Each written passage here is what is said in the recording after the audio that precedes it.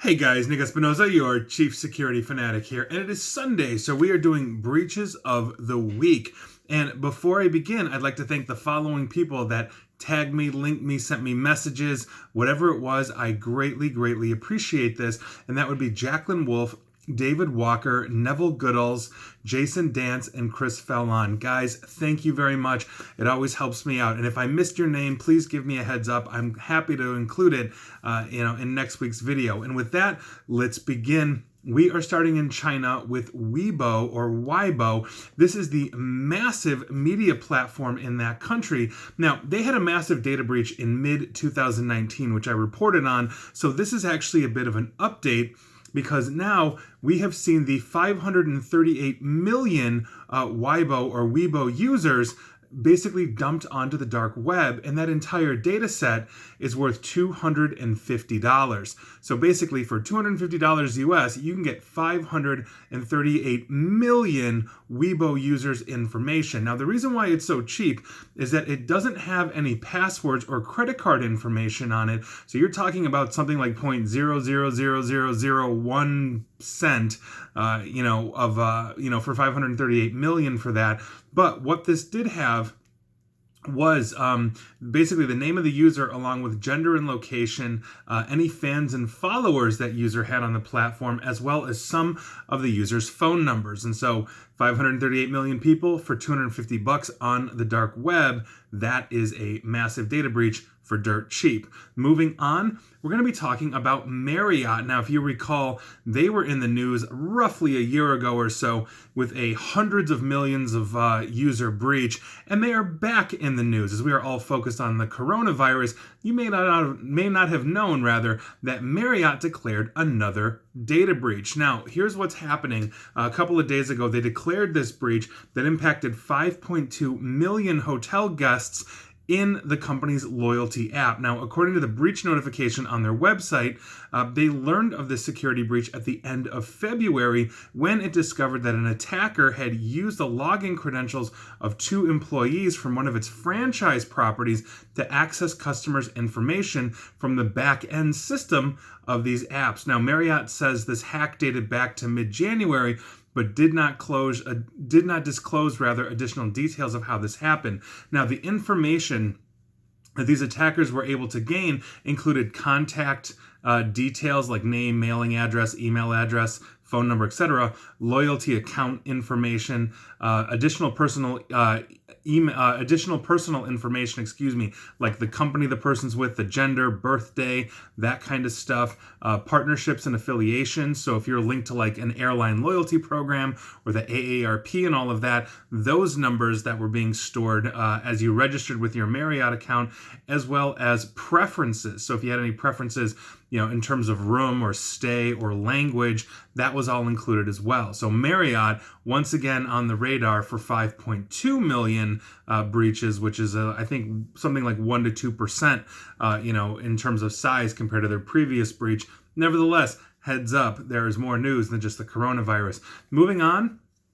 This actually is rather important, but we're going to be talking about Tupperware because they just disclosed a breach. Now, apparently, threat actors hid, quote, malicious code within an image file that activates a fraudulent payment form during the checkout process. Now, this is according to researchers at Malwarebytes who discovered this compromise on March 20th. And to quote again, this form collects customer payment data via digital credit card skimmer and passes it on to the cyber criminals, with Tupperware shoppers none the wiser. So if you're going to buy Tupperware and you're punching in your credit card information, it was then being skimmed and sent to some kind of criminal somewhere, and that's a very serious issue. Apparently, and according to them, they get 1 million visitors per month on their website, and as basically we're in a pandemic and people are hunkering down and having to store food and make food at home, Tupperware is obviously seeing an increase in online orders because people need storage. That's a very serious issue, and so hopefully Tupperware has got that under control. But if you bought anything from Tupperware, heads up to you. Moving on, we're going to be talking about a backup provider that claims to be, in their advertising, and I quote, the world's most secure online backup. So Welcome to Irony. Now, we're talking about SOS Online Backup, and according to a team of researchers from VPN Mentor, SOS Online Backup has exposed the personal records of over 135 million customers online. Now, the researchers identified about 70 gigabyte worth of data belonging to the company's user accounts.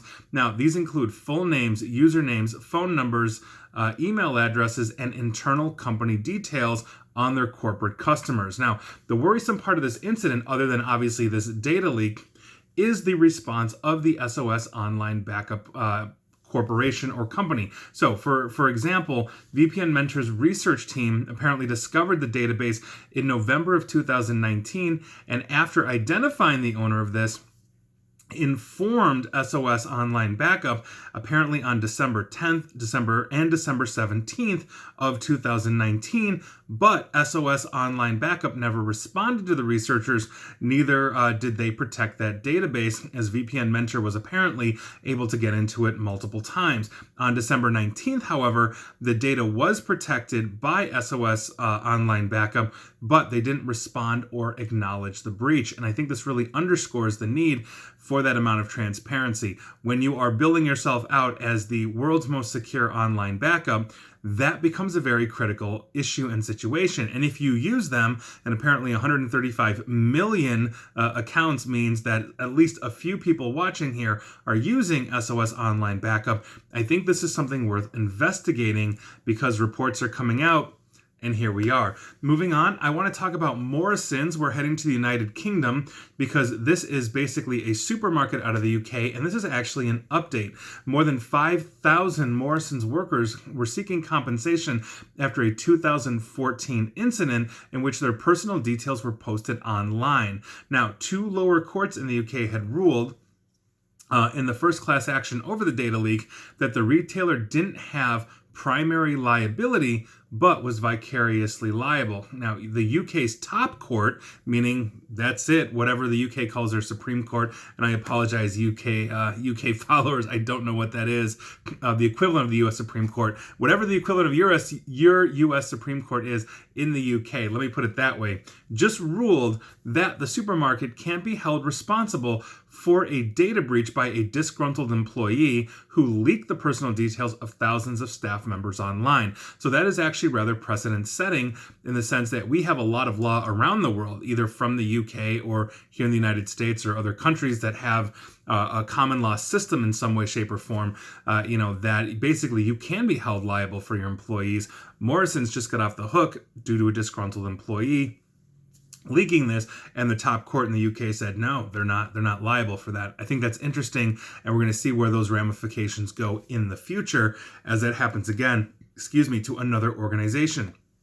Moving on, let's talk about Wolf and Associates. Now, this is a property management company in Southern California. Now, they had a data breach that stole rental application information from this company. Now, the Santa Barbara Police, and this is where it gets interesting, the Santa Barbara Police Department, where apparently they are located, was first notified that criminals were operating out of San Diego on March 5th, and these criminals basically hit a secured, quote-unquote secured, online database of several companies, including Wolf and Associates. Names, dates of birth, social security numbers, driver's license numbers, and addresses were stolen. But what makes this interesting is that because Wolf and Associates was apparently one of these organizations that had their data hit, I'm curious to see if we're going to see other disclosures. As I am continuously scanning for this every week, I will bring you updates on that. But if you have anything to do with Wolf and Associates, or you have applied for rent anywhere in Southern California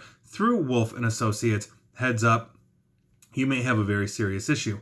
Moving on, let's head down under, and we're going to be talking about the Federal Court of Australia. Now, the Australian Broadcasting Corporation has confirmed that for years, the federal court, through the Searchable Commonwealth Courts database, has actually disclosed the names of people who have said they have been persecuted in their home countries. We are talking about asylum seekers. Now, in a statement, a federal court spokesman described the disclosure as, and I quote, a major systemic failure, and also said that the court has identified 400 asylum seekers so far whose names had been published. The spokesman also admitted that it was an offense under Commonwealth legislation for the court to publish those names, basically due to the protection of these visa seekers. Now, a day after the Australian Broadcasting Corporation raised this issue, the federal court disabled the search function on the database, but the court then put the database back online, but it took it down again after being told once again by the Australian Broadcasting Corporation that these names were still viewable. So hopefully the federal court system in Australia will be able to get it done, and I think this get it secured rather. And I really think this underscores the need for good journalism, because hopefully these asylum seekers will now be protected, and hopefully their home countries did not go snooping around this database and find out what was going on with them. Moving on, we're going to be talking about Warden Greer. Now, this is a law firm, and this is actually a rather interesting case. And follow with me here, because I think this is very fascinating. Now, on March 27th, the Hiscox Insurance Company, which apparently was a client of Warden Greer, this law firm, filed a complaint against the law firm for concealing a 2016 data breach. Now, this complaint alleges that Warden Greer chose not to disclose this data breach to Hiscox, which therefore violated a contract between the two parties. It's a breach of contract.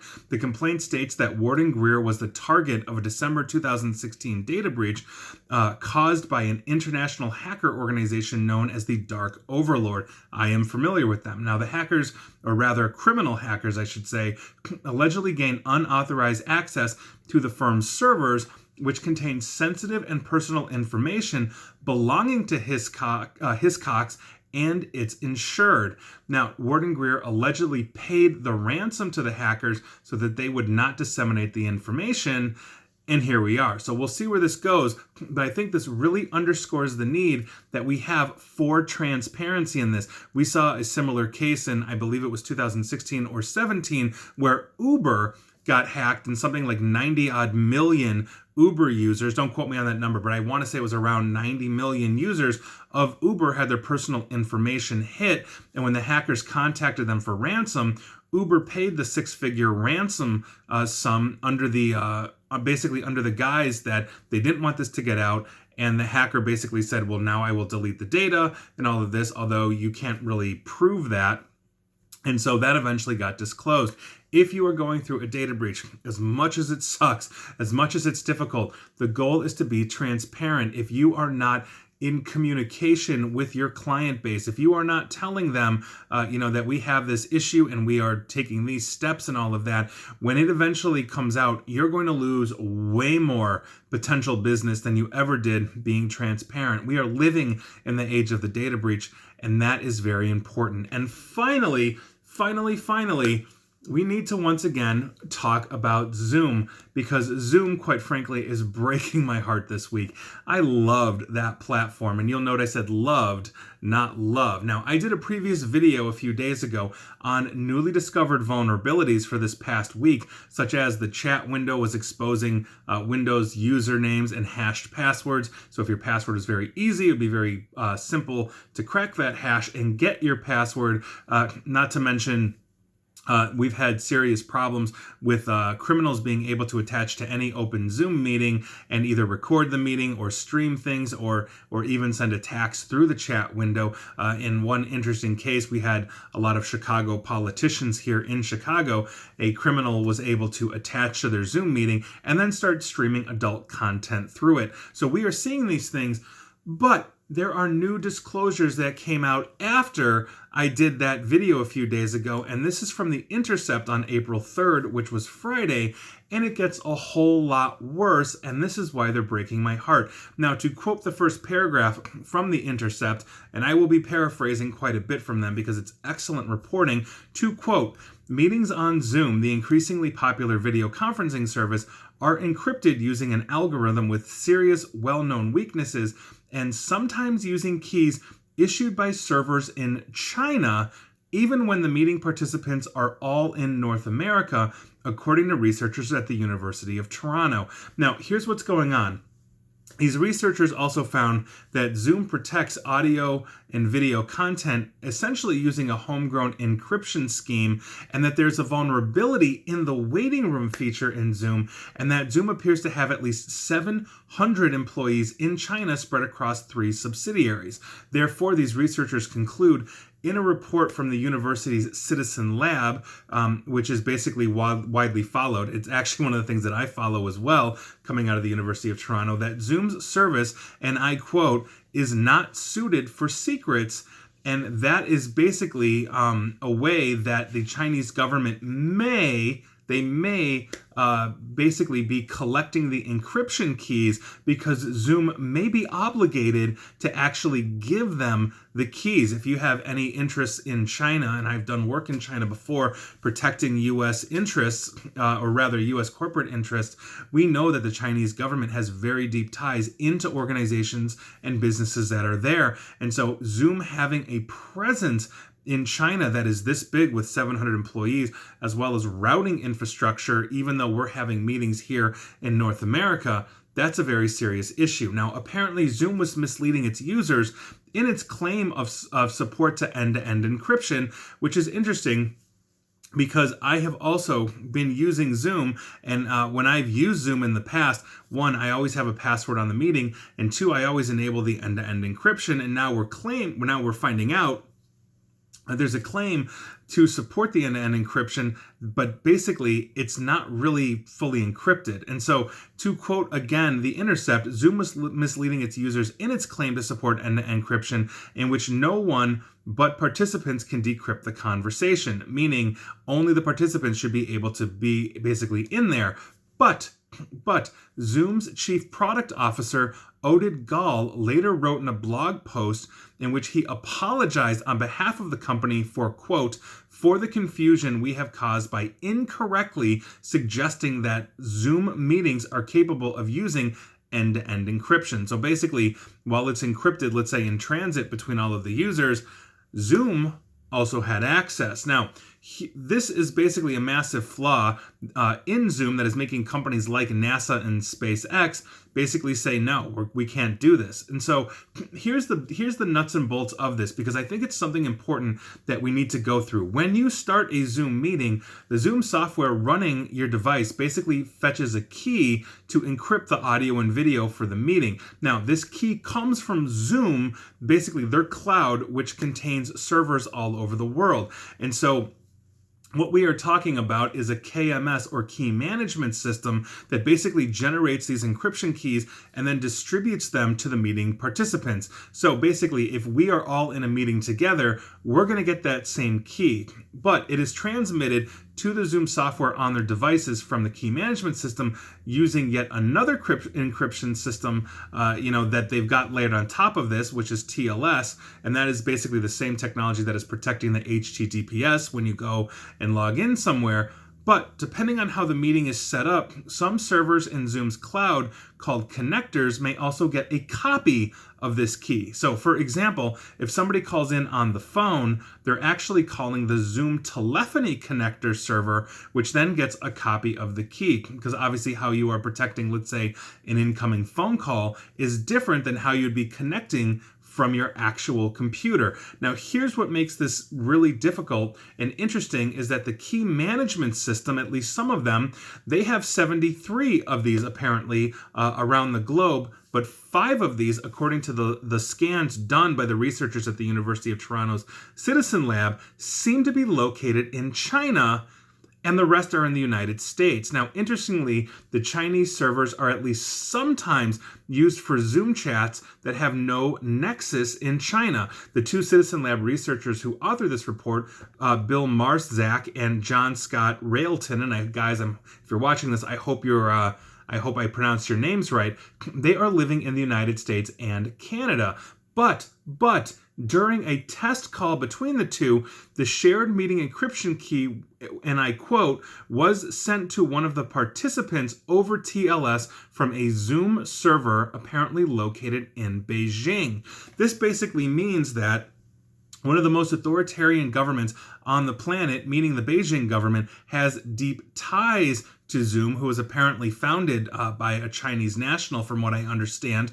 And so by virtue of that, we may have a lot of sensitive corporate meetings going on in Zoom that were supposedly and apparently publicly told by Zoom that they were end-to-end encrypted, meaning they were secured. And I think this really underscores a couple of different things. One, we really need to understand who owns and develops the apps that we are using in our life. I have written and talked about extensively TikTok, for example, that is made by the Beijing ByteDance Corporation, or ByteDance Beijing. And so we have a very serious issue with a whole bunch of people doing a whole lot of things. And even if that's being routed, let's say locally, when you upload your video here to, AWS or whatever they're using for their infrastructure, that could easily be replicated to China as well.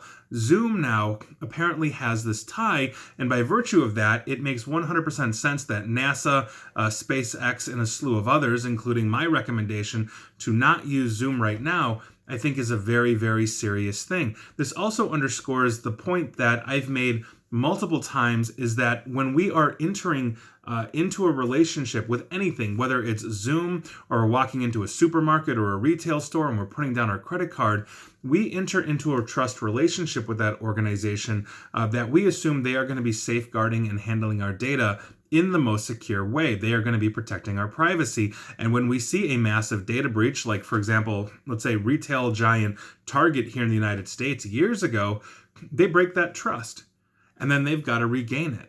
But when we are looking at a situation like this, Zoom has massively broken the trust this week, and will they get it back? That's going to be the real question. Now, I am recording this here on April 5th.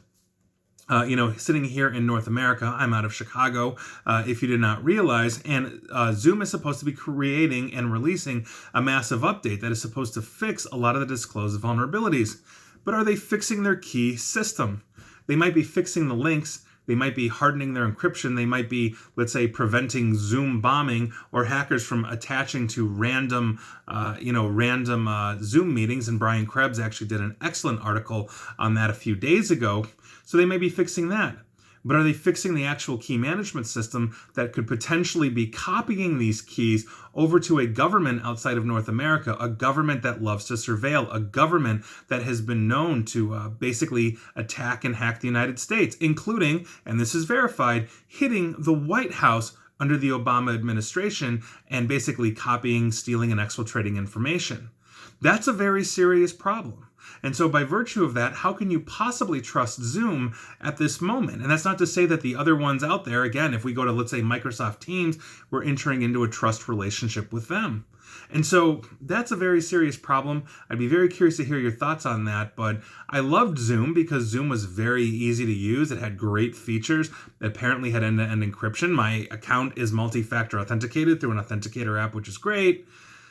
But I really don't want my meetings basically exfiltrated or copied or looked at, because a lot of times I'm dealing and talking to some very sensitive people. So that is your breaches of the week. It was a little long, but again, going through the coronavirus, everybody loves to disclose because nobody's looking at this stuff, and now you're a little more informed. And so happy Sunday, everybody. And please like, share, follow me here on Facebook and Twitter at NickAESP, and please feel free to subscribe to me at YouTube as well. And as always, stay safe and stay online. Thank you.